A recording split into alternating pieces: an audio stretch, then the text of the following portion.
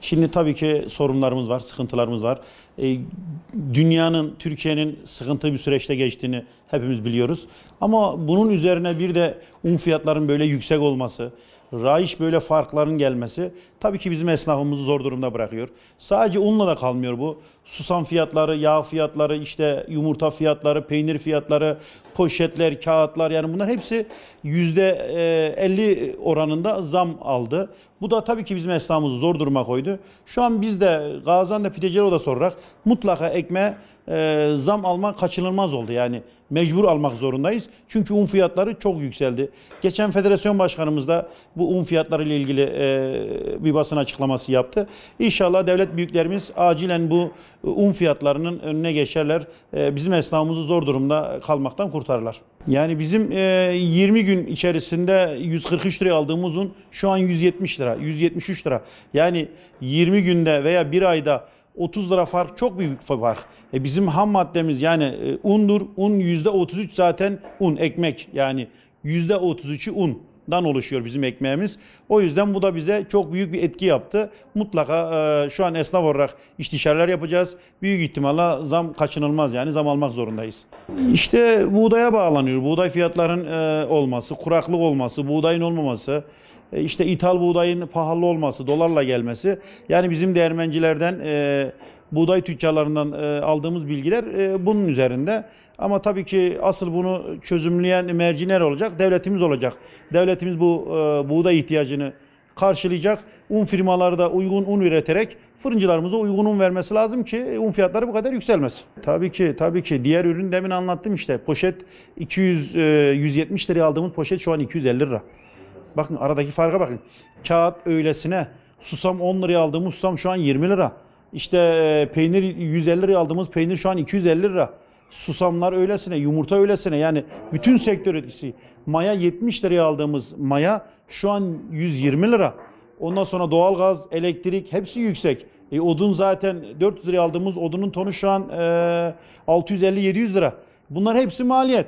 Bu da ne oluyor? İster istemez işte biz zam almak zorunda kalıyoruz. Yani bunlar bizim giderimize yükleniyor. Ondan dolayı böyle bir sorunumuz var. İnşallah devlet büyüklerimiz bu işe acilen bir el atarlar. Biz de oda olarak şu zor süreçte çok büyük zam almadan işte ufak bir zamla bu halka ucuz ekmek yedirmeye çalışacağız. Yani şu an zaten gelen farklara bakarsak bizim ekmeğimiz 2 lira olması lazım. Ama biz tabii ki bunu yapamayız. Biz halkı da düşünmek zorundayız. Biz kaliteli, hijyen, sağlıklı ekmek yapacağız. İnşallah yani niyetimiz 1,5. Şu anki çalışmamız onunla ilgili. Yine yönetimle görüşeceğiz, istişareler yapacağız esnafımızla. Öyle bir şey olursa inşallah 1,5 zammımızı alacağız.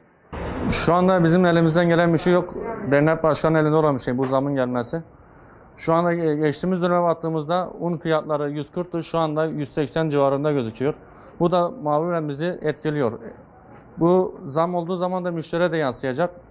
Bunun için gerekli önlemlerin alınmasını istiyorum. Yani bunun zamının bir an önce bir sabitlenmesi gerekiyor. Sürekli mi yapıyor bunlar? Sürekli yapılıyor. Mesela geçen Ramazanlıkta 140'tı. 1,5 ayın içinde 40 milyon zam gelmiştir. Şu anda yani un zamı haftalık da geliyor. Yani günlük de geliyor. Uncuyu aradığımız zaman un fiyatı sabit değil diyor. Akşam oluyor, una zam geldi diyor. Yani bilmiyorum, bunu yetkili kişilerin bir el atsa çok güzel olacak yani. Gerekli önlemlerin alınmasını istiyorum ben buradan fırıncı olarak. Şu anda böyle bir şey yok, zam olayı da yok zaten. Genel olarak dernek başkanı bir toplantı yapmıştı, bu toplantıda bir sonuç çıkmadı. Unun sabitlenmesini bekliyor yani o da. Un zamının sabitlenmesini bekliyor. Peki un zamları neyden kaynaklanıyor? Buğdayın kısıtlı olmasından kaynaklanıyor. Ülkemizde buğday yetişmediği için, dışarıdan geldiği için buğdaylar, bu da uncuları etkiliyor. Uncular da zam koyarak bizi etkiliyor yani. Yapılan zamlar bizi tabii zor durumda bırakıyor. İster istemez mesela bunu müşteriye yansıtamıyoruz. Örneğin bundan 2-3 ay öncesine aldığımız bir parti un 1910 liraya alırken şu an 2366 liraya alıyoruz. Yani fiyat sadece un konusunda değil. Bu her şeyde böyle, yağda böyle, içecekte böyle, bütün ürünlerde böyle yani. Biz bunu bir türlü yansıtamıyoruz. Örneğin dernek başkanıyla konuşuyoruz, yansıtamıyoruz. Gelen memurlarla konuşuyoruz, yansıtamıyoruz.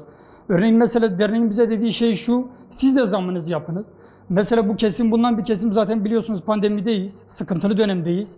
Bu kesim hepsi inşaat kesimi, ondan sonra fakir kesim. Yani şu an bir 25 kuruş bile zam yaptığımız zaman ister istemez bayağı bir etki ediyor. Ama mesela şu an biz bir gün aldığımız malzemeyi yarın bu aynı fiyata alamıyoruz. Yani biz esnaf olarak çok mağdur bir durumdayız. Örneğin vergimiz aksıyor, ödemelerimiz aksıyor. İşçiye mesela ücret ödeme konusunda aksamalarımız oluyor. Yani yapılan zamları bilmiyorum. Artık Cumhurbaşkanımıza mı seslenelim, artık kime mi seslenelim bilmiyorum. Bir yardımcı olsalar diyoruz. Yani sürekli un üzerine zam, üzerine zam, zam üzerine zam. Sadece yani gerçekten biz esnaf olarak zor bir süreçteyiz. Abicim çok mağdur ediyor. Biz yani artık altına kalkamayacak şeye geldik. Dükkanımızın vergisini ödeyemeyecek şeye geldik. Yani tek bu un değil, her şeye. Yani artık yetkililerimize, büyüklerimize sesleniyoruz buradan. Buna bir el alsınlar. Rica ediyoruz yani artık yani vallahi kepenkleri kapanma derecesine geldik yani. Bir aldığımızı bir dahaki sefere geldi mi farklı alıyoruz. Misalin artık yeter yani, buraya kadar gelmişiz abi. Esnaf tek biz değil yani, esnafın hepsi buraya kadar gelmiş.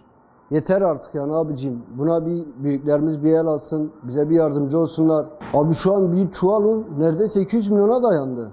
%200 fark var. Arada %200 fark var ya. Yani artık bu böyle bir şey olamaz ya. Hayal mi yaşıyoruz, ne yaşıyoruz bilmiyorum artık. Zam günlük mü geliyor?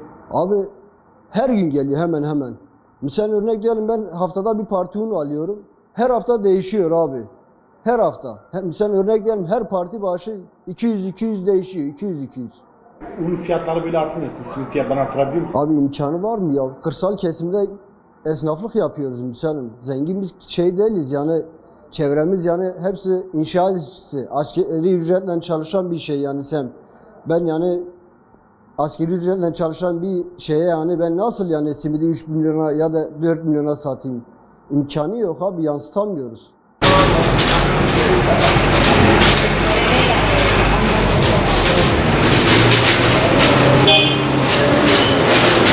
Bir tane